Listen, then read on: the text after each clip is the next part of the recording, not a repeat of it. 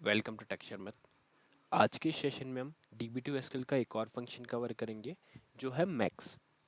Max function क्या करता है, जब भी आपके पास कोई टेबल है उसमें आपने कोई कॉलम में कुछ डेटा स्टोर किया हुआ है और आपको आइडेंटिफाई करना है कि उस पर्टिकुलर कॉलम की मैक्सिमम वैल्यू क्या है, तो उस केस में हम मैक्स फंक्शन का यूज़ कर सकते हैं।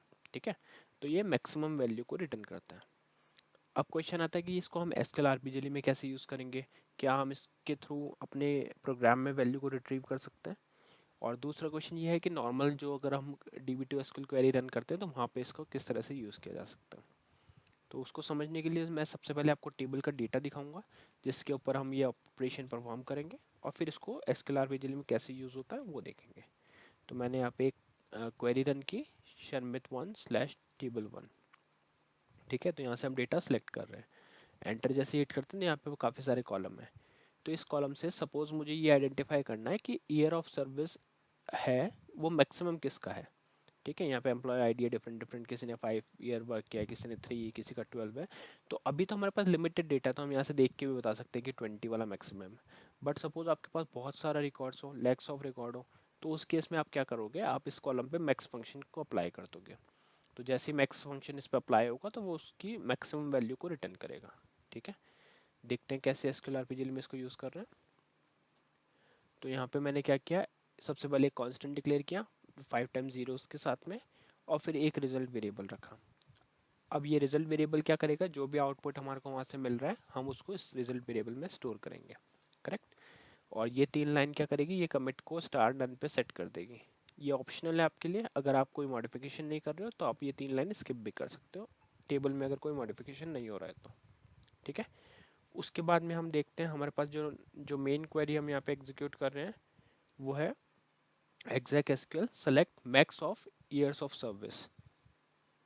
ठीक है, तो ये क्या करेगा, ईयर्स ऑफ सर्विस का मैक्सिमम वैल्यू को फेच करेगा और उसको स्टोर करेगा रिजल्ट वेरिएबल में। ठीक है, और ये डेटा कहाँ से आ रहा है, शर्मित1/table1 से। ओके, तो अभी जैसे ये क्वेरी एग्जीक्यूट होगी तो हम चेक करेंगे कि जो क्वेरी है वो प्रॉपरली एग्जीक्यूट हुई है नहीं। अगर एग्जीक्यूट हुई है तो हम प्रिंट करेंगे रिजल्ट को, और एग्जीक्यूट प्रॉपर नहीं हुई है तो हम एसक्यूएल स्टेट प्रिंट करेंगे, साथ में एक एरर मैसेज देंगे, query ended with an error, और ILR को ऑन कर देंगे। क्लियर। तो इसको करते हैं कंपाइल और इसका एक बार आउटपुट चेक करते हैं। तो यहाँ से आउटपुट हमारे को मिल रहा है 20। अगर कॉलम का डेटा देखें तो आपको पता चलेगा कि यहाँ पे मैक्सिमम जो ईयर ऑफ एक्सपीरियंस है वो 20 है। करेक्ट। तो इस तरह से हम मैक्स फंक्शन का एसक्यूएल आरपीजीएल में यूज़ कर सकते हैं। सिंटेक्स बहुत सिंपल है, सब जस्ट आपको फंक्शन का नेम लिखना है और उस कॉलम को पास करना है जिसकी में मैक्सिमम वैल्यू आपको कैलकुलेट करनी है। अब देखते हैं नॉर्मल क्वेरी पे कैसे यूज़ कर रहे हैं यहाँ पे, अगर यूज़ करना है तो जैसे मुझे मंथली सैलरी मैक्सिमम निकालनी है तो मैं इसको ही यूज़ करता हूँ। तो यहाँ पे मैंने लिखा सिलेक्ट स्टार फ्रॉम, यहाँ पे F4 ले लेते हैं, इस पे एक कॉलम सेलेक्ट करेंगे, तो कॉलम मैंने लिया मंथली सैलरी, और इसको मैक्स फंक्शन में हम पास करेंगे।